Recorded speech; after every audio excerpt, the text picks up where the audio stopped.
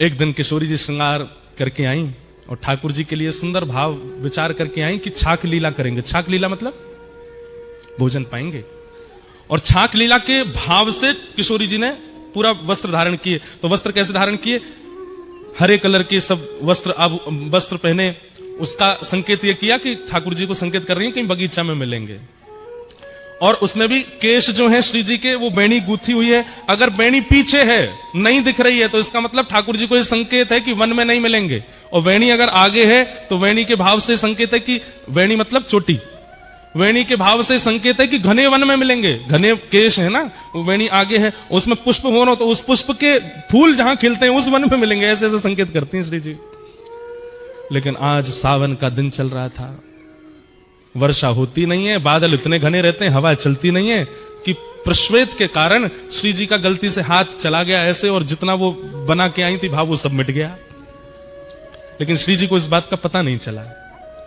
अब जैसे आई तो यहां सब सखियां और श्री जी, यहां ठाकुर जी और सब सखा, अब सब आपस में कर रहे हैं, बातचीत कर रहे हैं, कछु आनंद कर रहे हैं। और ठाकुर जी सब एक एक चीज ध्यान से परख रहे हैं, क्या आज्ञा कर रही हैं। अच्छा, हरे वस्त्र पहने मतलब वन में मिलेंगे, केश आगे हैं इसका मतलब सघन वन में मिलेंगे। ओहो, जूही के पुष्प लगे मतलब जूही के वृक्ष, जूही के पुष्प जहां खिलते हैं उस वन में खिले। लेकिन किशोरी जी आज एक संकेत बना करके लाई थी जिसमें छाक का आज्ञा कर रही थी। जैसे एक तो होता है बिंदु बिंदु बिंदु बिंदु बिंदु, ऐसे पत्रावली हो तो समझो कि केवल रास होगा, आप सखा लिया ना, हमारी सखी आएंगी और रास बिहार करेंगे। लेकिन उस बिंदु के भी ऊपर सुंदर सुंदर कुछ आकृति बनी हो तो उसका संकेत ये होता है कि नहीं, छाक लीला होगी। सबरे सखांत कहीं अपने अपने घर तक कछु बना के लाएंगे, हमारी सखी सब बना के लाएंगे और फिर वहां बैठ के सब पामेंगे। तो आज छाक वाला श्रृंगार किया था, वो मिट गया। तो ठाकुर जी ने जब मुखमंडल की ओर देखा तो सब मिटा हुआ। ठाकुर जी कह रहे हैं कि श्री जी आज्ञा कर रही है, मिलनो ही ना है, आज्ञा नहीं दे रही है मिलने की। तो ठाकुर जी किशोरी जी से कह रहे हैं, किशोरी कह रहे हैं, ठाकुर जी को समझ ही नहीं आया, बोले कि ये तो स्पष्ट बोल रही है कि मिलना ही नहीं है। अब सबके सामने बोले कैसे? थोड़ी देर वहां बैठ के सब चले गए। अब श्री जी ने सब सखीन से कहीं, तू कड़ी बना के लाइयो, तू खीर बना के लाइयो, तू रबड़ी बना के लाइयो, श्याम सुंदर आमेंगे, उनको मक्खन बहुत प्रिय, तू मक्खन निकाल के लाइयो, तू ऐसी ऐसी मोटे टिक्कर बना के लाइयो। और सब सखीन से कह दी। वहां सब सखा भी कछु कछु लेके आ रहे होंगे। सोचो कैसा प्रेम संपर्क था। ये व्हाट्सएप और इंस्टाग्राम वाला टाइम नहीं है, और ये स्वच्छंद प्रेम है, इसमें काम दूर दूर तक नहीं है। संध्या के समय आज सुबह से सब सखी ने अपने घर में सुंदर सुंदर प्रसादी बनाई, और संध्या के समय श्री जी आ गई बगीचे में। जैसा जैसा संकेत जहां का किया था उसी बगीचे में, उसी पुष्प के वन में आकर के श्री जी आके विराज गई। अब प्रतीक्षा कर रही हैं, ठाकुर जी आ रहे होंगे, ठाकुर जी आ रहे होंगे। अब जब ठाकुर जी विलंब करते हैं ना तो ललिता विशाखा ठाकुर जी की बुराई करने लग जाती हैं। अरे श्री जी तुम भी यार छलिया के चक्कर में पड़ गई हो, जे ऐसा ही है। तो श्री जी को और पीड़ा होती है कि उनकी बुराई मत करो। और फिर करते करते बुराई ऐसे कहने लग जाती हैं, हमें तो ऐसा लगे नंदगांव में कोई और गोपी आ गई है, वो और ज्यादा सुंदर है, और वाने बढ़िया अपने घर में कचू रबड़ी बनाई होगी, तो लाला वहीं चलोगे और वहीं पेट भर लियो। अब ये सब सुनकर के श्री जी को बहुत पीड़ा होती है। बहुत देर हो गई, ठाकुर जी नहीं आए। वहां श्री वृषभानु भवन से कीर्ति मैया आवाज दे रही हैं, अरे श्यामा, अरे लाली तू कहां है, जल्दी आ जा। सब सखी बोली, किशोरी जी अब जावे को समय है गयो, आज मिलन नहीं होगा। तो किशोरी जी के नेत्र सजल हो गए, जा रहे हैं। और रास्ता में अब पूरे निर्णय कर लिए, आन देव कर लिए, अब नहीं मिलूंगी इनसे, आज के बाद कोई संकेत नहीं करूंगी, आज के बाद कभी नहीं मिलूंगी, और आज के बाद न्यों करूंगी त्यों। सब मन में विचार कर लियो। क्रोध में जाकर के जितनी सामग्री बनाई वो पाई भी नहीं। रात्रि में विशाखा ललिता दोनों सेज सजा रही हैं श्री जी का।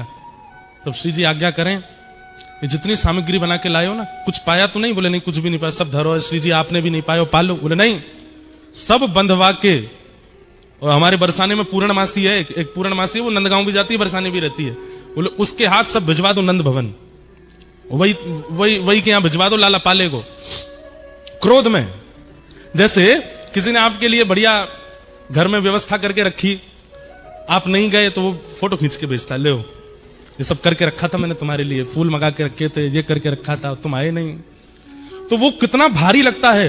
हमारे साथ तो बहुत होता है ना, क्योंकि हम जहां भी कथा करने जाते हैं 10 लोग बुलाते हैं, वो हमारे घर आओ 2 मिनट के लिए आओ, तो हम आएंगे बनाएंगे। अब कोई बेचारा पूरी व्यवस्था करके रख लेता, जब नहीं जाते तो फिर कभी मिलता है, महाराज जी देखो मेरी बेटी सुबह से बैठी थी, हाथ जोड़ के बाहर खड़ी थी, आप आएंगे, दिया बुझ गए, तेल सारा खत्म हो गया घर का, लेकिन आप आए नहीं, हमने ये बना के रखा वो, अरे मैंने कि मैया क्षमा करो, फिर कभी आ जाऊंगा। तो ऐसा होता है। तो उसी भाव से श्री जी ने 56 भोग भिजवाए ठाकुर जी के पास। पूर्णमासी आई ठाकुर जी के पास आके बोले, लाला इतकुआ, अरे पूर्णमासी कहा भर के लाइया झोला में? बोले 56 भोग है। काय बात को? बोले श्री जी ने भिजवाया तेरे काजी। अच्छा, आज कोई उत्सव हो बरसाने में, कोई मनोरथ हो? तो ना कछु ना। तो कहा कह के भेजो, काय मारे भिजवाए हुए? सब बोले कछु ना, क्रोध में भेजो है। ठाकुर जी की तो सांस रुक गई। मैंने कहा कर दियो, मुझसे कहा गलती है गई। अब ठाकुर जी विचार कर रहे, अपराध कहां बना, क्या हुआ, कैसे हुआ। तब अगले दिन फिर ऐसा नहीं है कि मिलते हैं एक ही जगह, यहां ठाकुर जी गैया चराने जाते हैं, श्री जी और सब सखियां जो हैं वो दही बेकन के लिए सब सखियां जाती हैं, श्री जी उनके संग जाती हैं, बीच में कहीं भी मिल लेते हैं और थोड़ी वार्ता हो जाती है। तो आज श्री जी रुकी ही नहीं, ठाकुर जी सामने से आ रहे हैं और श्री जी चलती चली गई। अब लाल जी पीछे चरणन में प्रणाम करें, हे श्यामाजू कहा है गो। किशोरी जी तो सुने नहीं, तो फिर ठाकुर जी ललिता जी के पास गए, हे ललिता जी आप बता दो, कहा भयो काय को नाराज बैठी हैं, ऐसो मैंने कहा कर दियो। बंधुओं एक बात मैं बीच में बोल दूं, इन लीलाओं को सुनकर के आप कहीं ये विचार मत कर देना कि भाई ये वही कृष्ण है जो सुदर्शन चक्र धारण करते हैं। हाँ, ये वही कृष्ण है, ये वही कृष्ण है जो महाभारत युद्ध में द्रुत गति से रथ को हाँकते हैं। ये वही श्री कृष्ण है जो विराट रूप धारण करके सहस्त्र शीर्षा पुरुषः सहस्त्राक्ष सहस्त्रपात, 1000 मुख 1000 हाथ 1000 चरण जिनके प्रकट हो जाते हैं, ये वही श्री कृष्ण है। लेकिन व्रज वृंदावन में अपने प्रभाव को छुपा देते हैं, स्वभाव में रहते हैं। वृंदावन के श्री कृष्ण अलग ही हैं। ऐसे डर रहे हैं जैसे मानो श्री जी अगर नहीं रीझी तो मेरा तीनों लोक लुट जाएगा। आज घबरा रहे हैं। ललिता जी कह रही हैं हम तो तभी बताएंगे। बोले कब? बोले पहले विशाखा की चरण दबा के आओ, जाओ। ठाकुर जा रहे, अरे विशाखा तू तो बड़ी अच्छी है। नहीं नहीं, तुम गोबर चुट्टी बोल रहे थे मुझे उस दिन।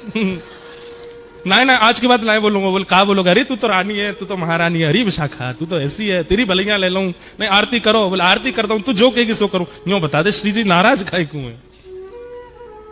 सबरी गोपी अपने अपने काम करवा ले ठाकुर जी थे। अच्छा लाला तो एक काम कर, वो ऊपर गोबर उपला थापिया जा। ठाकुर जी गोबर थापने, अरे तू बता दे बस काय बात पे नाराज है।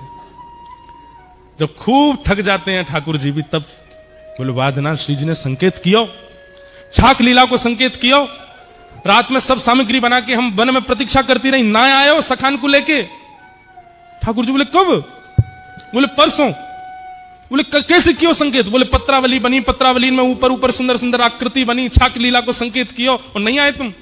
अरे मैं तेरी सौगंध खा के कह रहा हूं, अब मेरी सौगंध मत खावे, मोए अभी जीनो है। ठाकुर जी बोले अरे तू जाकी के बाकी सौगंध खा के कह रहा हूं, मोए ना दिखे। ललिता विशाखा जी बोली नहीं नहीं, हमें सब पता है, नंदगाम में कोई गोपी आई है, माने रबड़ी बनाई वाके घर। अरे तू जो कहेगी सो करूंगा, सौगंध खा के करूंगा, ऐसा कोई बात ना है, मुझे संकेत पता नहीं। चलो। तब ललिता विशाखा बोली अब तो श्री जी को मनावे के काजे कोई योजना करनी पड़ेगी। ठाकुर जी बोले कहां करूं? तभी वन में देखे कि 2 वृक्ष और दोनों वृक्षन से एक बेल निकल करके, एक वृक्ष की बेल निकल के दूसरे वृक्ष पे जा रही है। ऐसी एक डाल है, हमारे ब्रज में आज भी ऐसी डाल है और केवल ब्रज में ऐसी डाल है जहां वास्तविक स्वाभाविक झूला बने हुए हैं। ठाकुर जी ने वो जैसे ही देखो, ठाकुर जी बोले अब एक तरीका है। बोले कहा? बोले या को झूला बनाऊंगा। ठाकुर जी ने सुंदर झूला सजायो, वहां पे पाटो लगायो, सुंदर वहां पे एक गद्दा बिछा दियो, वहां पे सुंदर पोशाक धर दी, इत्र आदि लगा दिए, सुंदर तैयारी करके बिल्कुल झूला झुलावे की। श्री जी झूला का एक स्वरूप है, जिनके घर पे है वो जानते होंगे। कितनी भी टेंशन में आप बैठे हो, कितनी भी दिमाग में कुछ भी चले, झूला पे जाके बैठ जाओ, आप बिल्कुल शांत हो जाओगे। यदि झूला आगे पीछे छोटा लेगा ना, आपका मन अपने आप प्रसन्न हो जाएगा। और या फिर ऐसा कहो प्रसन्न व्यक्ति ही झूला पे बैठता है। अब प्रसन्न व्यक्ति झूला, उसको कहो झूला, अरे मुझे नहीं बैठना, बैठो ना झूले पे। झूले पे वही बैठता है जो प्रसन्न हो। या फिर अप्रसन्न को बैठा दोगे तो उसका जितनी भी अप्रसन्नता है वो चली जाएगी। ये झूले का स्वरूप है। तब झूला तैयार करके तब श्याम सुंदर गए। सब सखीन ने जाकर के श्री जी को मनायो, हे श्यामाजू ऐसी मेहनत थे, छोटे छोटे हाथन से झूला बनायो है, पाटो बिछायो है, वहां पे रेशमी वस्त्र डारो है। श्याम सुंदर इतना श्रम करके देखो कैसे चढ़ चढ़ के पेड़ पे पूरे झूला की तैयारी कर रहे हैं। ऐसे मत करो, चलो। अंत में श्री जी मान गई। अब श्री जी तो बेचारी हमारी सहज है, नहीं कि मैं मान जाए, मान करें जरूर है लेकिन मान बहुत जल्दी जाए। इतने में किशोरी जी आ गई। अब जैसे ही किशोरी जी आई तब तक ठाकुर जी रिसिया गए। रिसियानो समझे? रिसियानो कहते क्या? रिसियाना एक अलग भाव है। रिसियाना का मतलब ये होता है कि जैसे पहले तो देख लो, हमारी बात मान लो, देख लो, खा लो, देख लो, हमने बनाया आपके लिए, प्लीज पालो, देखो हम तुम्हारे लिए ये किया, ये देख लो, ऐसे मत करो। जब फिर भी नहीं मानता सामने वाला तो फिर रिसियाए वाला व्यक्ति, जब आप फिर जाओगे तो अब मैं दूंगा नहीं, ये होता है रिसियाना। ये गुस्सा नहीं है, अब नहीं दूंगा। अरे अब हम मान गए, अब तुम चाहे जितने माने हो अब नहीं मिलेगा, पहले देना था। तो ठाकुर जी अब रिसिया गए, और जैसे ही ठाकुर जी रिसियाए, श्री जी आ गई। अरे कहाँ है श्याम सुंदर? बोला हाँ यहीं थाड़ो। कहाँ? पाटो काई को उठा लियो या मैं तो झूला में तो पट्टा उठा लियो ठाकुर जी ने। वो धर दो ना ना, हमारो झूला, हमारो पाटो, हमारी सजावट, हमारे हाथ में भाई हम ही झूल लेंगे, ले जाओ अपनी श्री जी को। अरे बड़े घर की है, इनको बड़े घर की चाहिए, ले जाओ। हमने अरे देखो ऐसे मत करो, बड़ी मुश्किल से तो मना कर। बोले मुंह ना बनानो, ले जाओ, वापस ले जाओ इनको, मैं अकेला ही झूल लूंगा यहाँ पे। तो अब यहाँ पे दूसरा विवाद हो गया।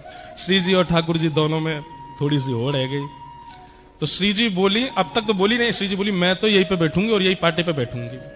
ठाकुर जी बोले कोई जिद है? मैंने बनायो, मेरो पाटो, आप कहीं बैठोगे? बोले मैं तो बैठूंगी, तुम जाके दिखाओ यहाँ पे। ठाकुर जी जान लगे तो सखीन ने घेर लिए। बोले जान नहीं देंगे, हाथ पांव बांध के पकड़ के बंसी वंसी तोड़ ताड़ के धर देंगी तुम्हारी। भाई श्री जी बैठेंगी अब तो। बड़ी मधुर लीला। तो फिर ठाकुर जी बोले अब ठीक है बैठेंगी, लेकिन वो बात होती है ना जैसे छोटे बच्चों में होड़ होती है, नई कुर्सी लाए पिताजी। तो कई बच्चे ऐसे होते हैं कि कुर्सी खुलेगी तो पहले मैं बैठूं, जो कोई और बैठ जाता तो वो इसी बात पे ही रोने लगते हैं कि ये क्यों बैठे, अरे तू अब बैठ जा। अब नहीं, मुझे पहले बैठना था।